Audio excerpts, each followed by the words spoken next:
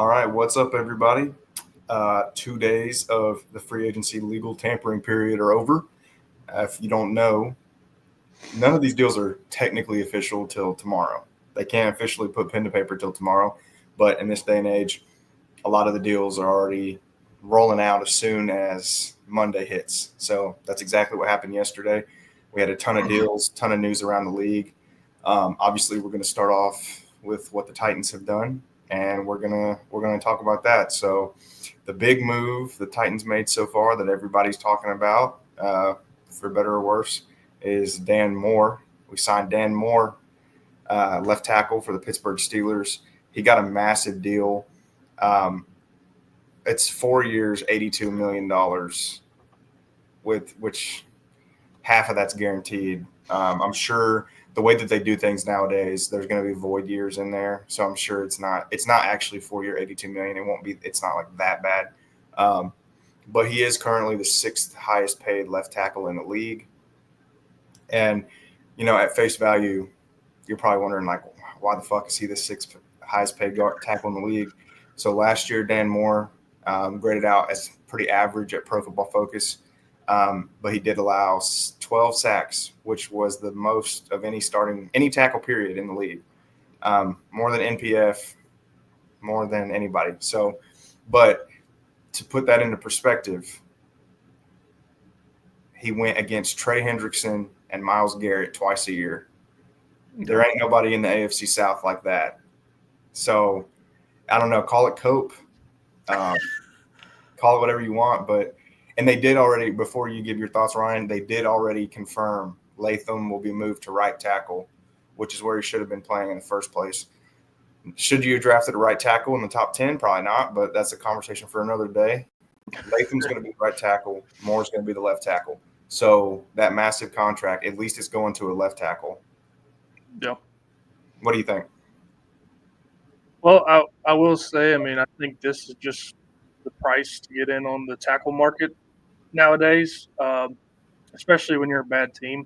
Coming off a 3-14 year, I don't think it's as much of an overpay as people are thinking. You'd have to pay me a lot of money to come play for the Titans too, if we're being honest. That's just coming from a being real perspective. But I think, you're talking about a guy, Dan Moore Jr., that held off the Steelers draft pick, who I guess they're now going to pivot to at left tackle for a few years. And he, even though he had all those sacks, he had a pretty good pass block win rate, which was pretty astounding, really, because, the Steelers are not known for, groundbreaking offense. Yeah. And he had to deal with Matt Canada for a couple of years.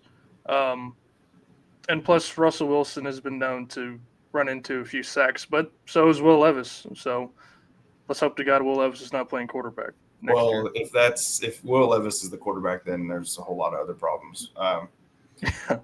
So I think overall we're probably in agreement. You kind of have to overpay for a left tackle, and guess what? If he ends up, if we're sitting here this time next year and left tackle is not even a need for us, then this is worth it. Yeah. So if he provides you adequate enough left tackle play for the next couple of years where you don't even have to think about that position, then that's a win. Elsewhere, Cody Barton, middle linebacker, was brought in from Denver. He got a nice little deal too. He got 3 years. It was a 3-year deal with $7 million annually. So you got to think he's going to be the starter. I still think Kenneth Murray should be cut. He was absolutely ass last year. Cody Barton is incredible against the run. He grades out as a plus run defender. He struggles against the pass, kind of like Kenneth Murray, but better. He's a tackling machine. He had one of the lowest rates. I don't remember the exact number, but he had one of the lowest rates of missed tackle percentages in the NFL.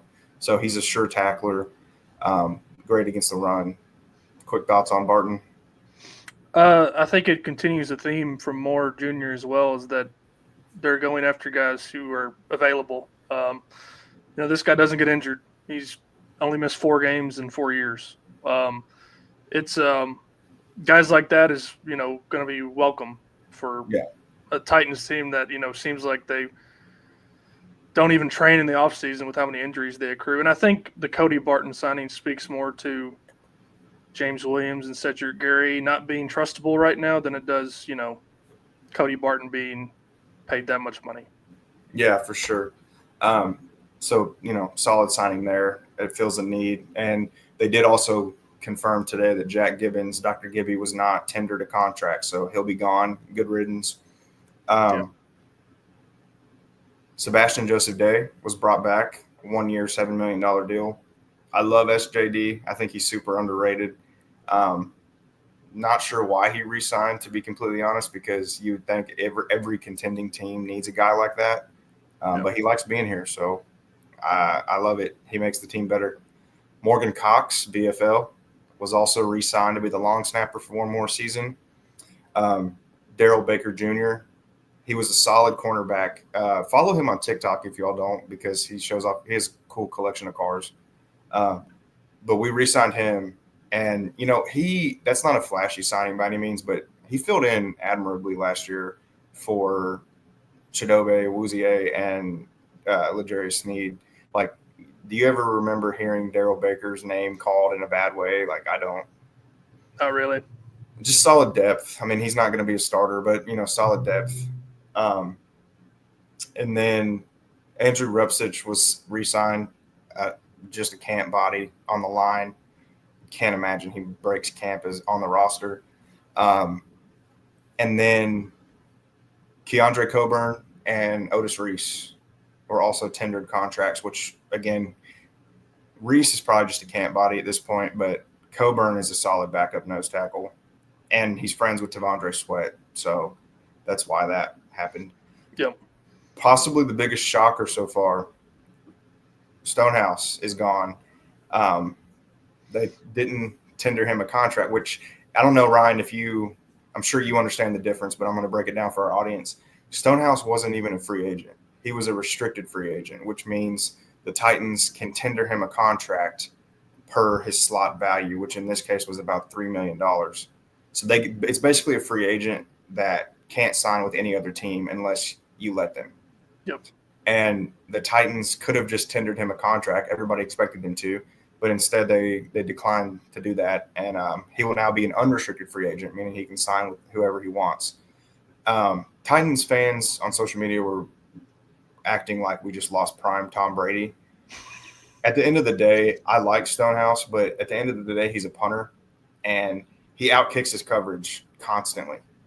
Yeah. Now, the Titans hired John Fassel this offseason to be the new special teams coach. Bones, he's one of the best special teams coaches in the league, and he didn't think that Stonehouse needs to be the punter. So I'm gonna go with that he knows what he's talking about.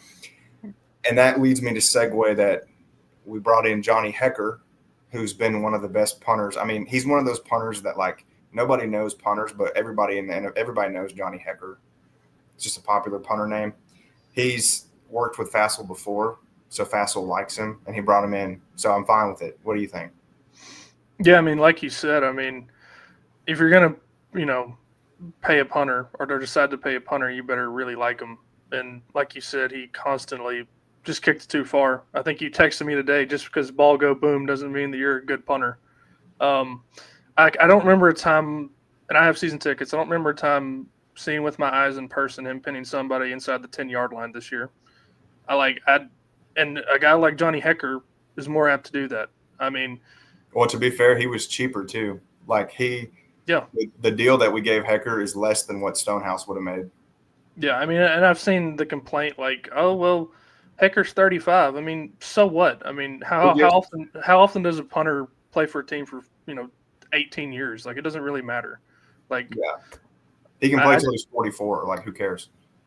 And like you said, the relationship with Fassel, and I mean, this is an all-pro punter. I mean, this guy's good, and if we can get a year or even two would be extraordinary, but at least a year of a guy like this, I think it's a win-win. I mean, I don't, like you said, paying for a punter seems silly when a guy is not worth it. So, yeah, and it's no disrespect to Stoney. Like, I don't think either one of us would have complained if we brought Stoney back. Like, it's just not. It's a punter, dude. Like, at the end of the day, it's a punter. Like, they didn't want to pay $3 million for a punter. I'm not going to bitch about it. Yeah.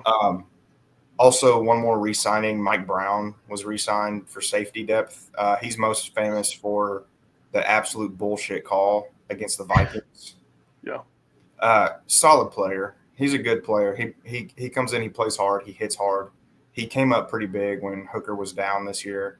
I'm fine with that. Another depth piece. And then the last signing that's been reported outside edition was Xavier Woods, who is a safety from Carolina. Originally came to the Cowboys as I think he was a 6th-round pick. Played at Louisiana Tech in college, but he had his best season last year. I mean, he's 30 now, but he had his best season last year. He broke over 100 tackles. He had like 116 tackles, which is a lot for a safety. He had 3 interceptions. So kind of a ball hawking safety who's not afraid to meet running backs at the line of scrimmage. I'll take that. Yeah. He's going to start. I mean, assuming because it was a 2-year deal for $10 million, so he's going to start next to Hooker. I think that's a fine duo. Yeah, I totally agree. I wanted to ask you, Bryce. I guess probably the one that hurt Titans fans the most happened this afternoon. NWI heading to Miami. What were your thoughts on that? Did you want to keep old Nick in town, or are you okay with it?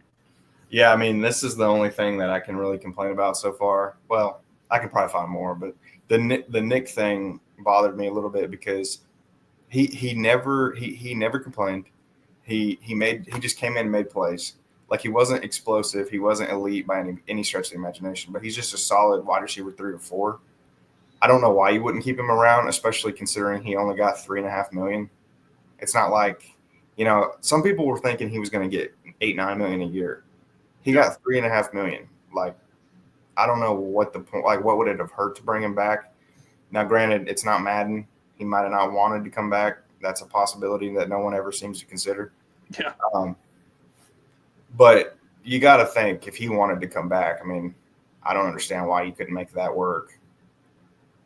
Yeah, I mean, like you said, he's a solid player. He's a lunch pail type of guy. He just came up and did his job, showed up and did his job. I mean, but I think it speaks to more of the mindset of this new general managing regime. They're going to not stick with guys they don't feel are worth it, and even if it's a fan favorite or it doesn't really matter. I mean, from what's happened so far, this is a total overhaul of everything that's going on. So, which is not a bad idea when you're just coming off a 3-win season. So I'll trust them for now. Now I agree, but that better fucking stay the case.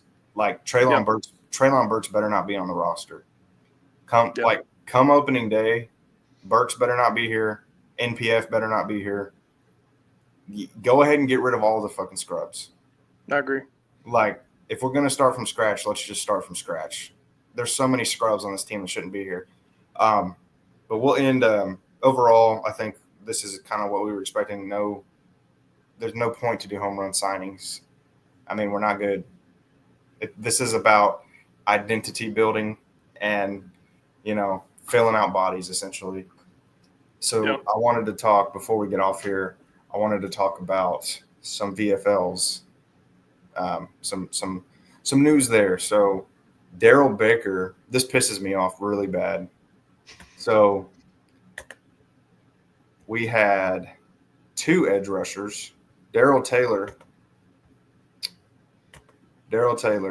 and Derek Barnett, both signed 1-year deals with the Houston Texans.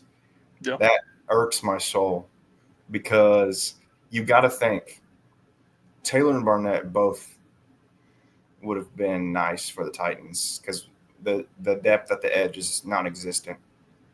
Now, don't get me wrong, like, Taylor and Barnett are not great. They're rotational edge rushers. Yeah.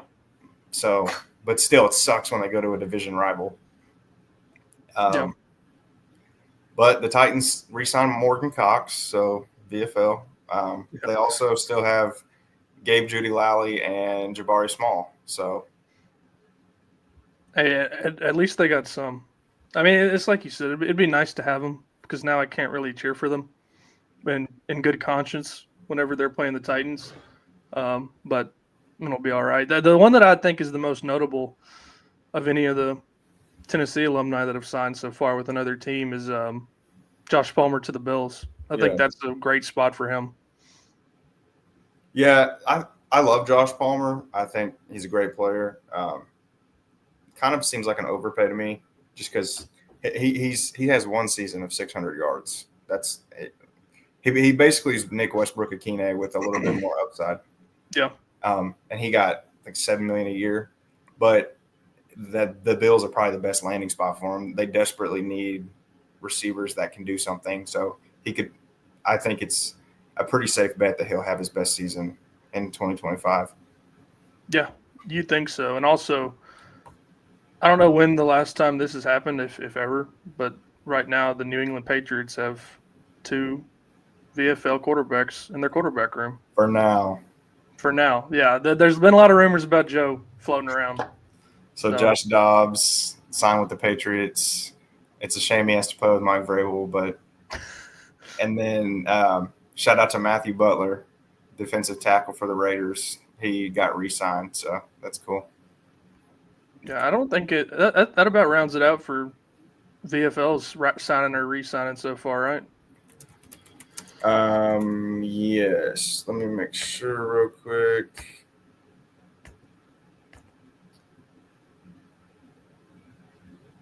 Yep.